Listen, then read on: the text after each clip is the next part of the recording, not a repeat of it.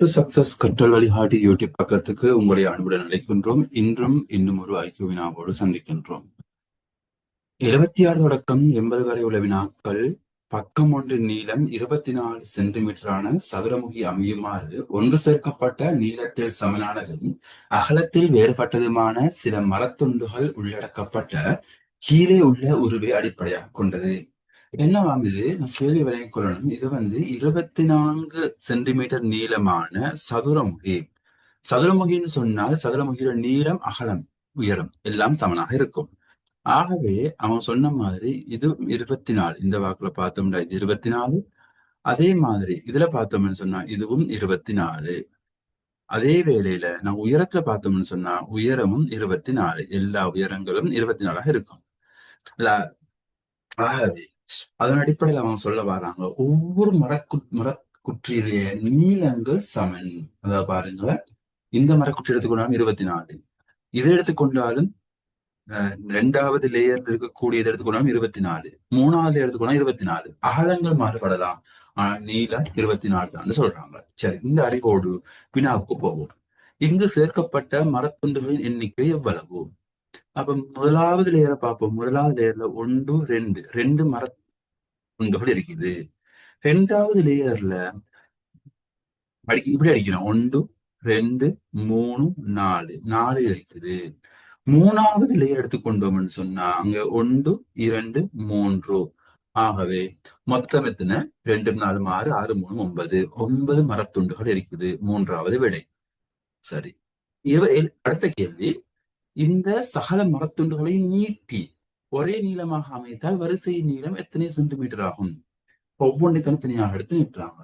எங்களுக்கு தெரியும், ஆரம்பத்தை நாம் பார்த்துட்டு வந்தோம். இதனுடைய நீளமும் 24, இதனுடைய நீளமும் 24, இதனுடைய நீளமும் 24, இதுக்கு பின்னுக்கு வார இதனுடைய நீளமும் 24, இதனுடைய நீளமும் 24, இதனுடைய நீளமும் 24.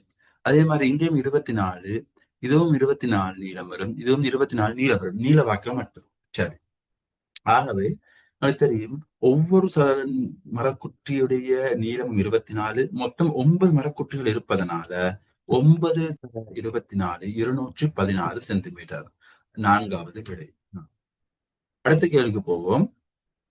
இந்த சகல மரத்துண்டுகளையும் கொண்டு ஒரே மட்டத்திலே செவ்வக வடிவில் மேற்பரப்பு கிடைக்குமாறு ஒன்றிற்கொன்று தொடுகையுறுமாறு நிலத்தின் மீது வைக்கப்பட்டது எனின் அதன் மேற்பரப்பின் பரப்பளவு யாது? இதை சிம்பிளா யோசிப்போம். இந்த 3 லேயர் இருக்குது. முதலாவது லேயர், இந்த ரெண்டு மரக்குட்டிகளை கொண்ட முதலாவது லேயரை வைக்கிறோம் இடத்துல. அடுத்தது அடுத்த லேயரையும் வைக்கிறோம், மூணாவது லேயரையும் வைக்கிறோம். வச்சு ஏதோ ஒரு அடிப்படையில கொண்டு வரோம். ஆனா தெரியும் மொத்த பரப்பு மாறாது. எங்களுக்கு இது தெரியும். இந்த ஒவ்வொரு லேயருடைய நீள அகலங்கள் சமன். இதுவும் 24, இதுவும் 24. ஆகவே ஒரு லேயருடைய பரப்பளவு கேட்டோம்னு சொன்னா 24 தர 24, 24 தர 24, 576. மொத்தம் 3 லேயர் இருக்குது. ஆகவே 576 தர 3, 1728. மூன்றாவது விடை. அடுத்த வினா, இங்கு பி என்ற எழுத்தினால் காட்டப்பட்டுள்ள மரத்துண்டுடன் தொடுகையுறும் மரத்துண்டுகளின் எண்ணிக்கை. பி எங்க இருக்குது?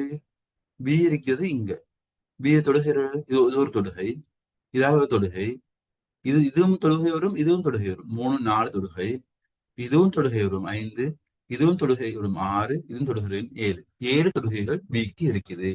பாருங்க, 5, 6 எல்லாம் கீழாத தொடுகை வரும். உங்களுடைய கீழ் பக்கம், 3, 4 மேல் பக்கம். சரியா?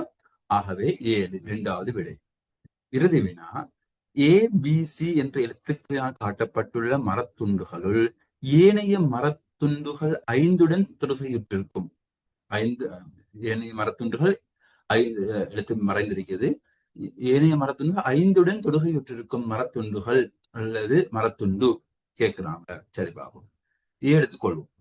ஏ எடுத்துக்கொண்டால் ஒரு தொடுகை, 2 தொடுகை, 3 தொடுகை, 4 தொடுகை, 5 தொடுகை. அப்ப ஏக்கு 5 தொடுகை, ஏக்கு 5 தொடுகைன்னு சொல்லிட்டோம். ஏக்கு 5 தொடுகைன்னு சொல்லிட்டோம். பி ஏற்கனவே நாம பார்த்துட்டோம். பிக்கு எத்தனை தொடுகை பார்த்தோம்? நாங்க பிக்கு எத்தனை தொடுகை பார்த்தோம்? பி 7 தொடுகைன்னு பார்த்துட்டோம் இல்லையா? பிக்கு 7 ஏற்கனவே நாம பார்த்துட்டோம். சி எடுத்துக்கொள்வோம். சி எடுத்துக்கொண்டோம்னால் இது ஒரு தொடுகை, இது 2 தொடுகை, இது 3 தொடுகை, இது 4 தொடுகை, இதுவும் தொடுகை வரும் 5. சிக்கும் 5 தொடுகை. ஆகவே 5 தொடுகை உருவது ஏ மற்றும் சி ஆகிய இரண்டுமே 5 தொடுகைகளை கொண்டிருக்கும். ஆகவே 3வது விடை. சோ இந்த வினாவினை இவ்வாறு நாங்கள் ஒரு கூர்ந்து அவதானித்து, படத்தினை கூர்ந்து அவதானித்து இலகுவாக செய்ய முடியும். ஆகவே இன்னும் ஒரு வினாவிலே சந்திப்போம். அதுவரை உங்களிடமிருந்து விடை பெற்றுக் கொள்கின்றோம்.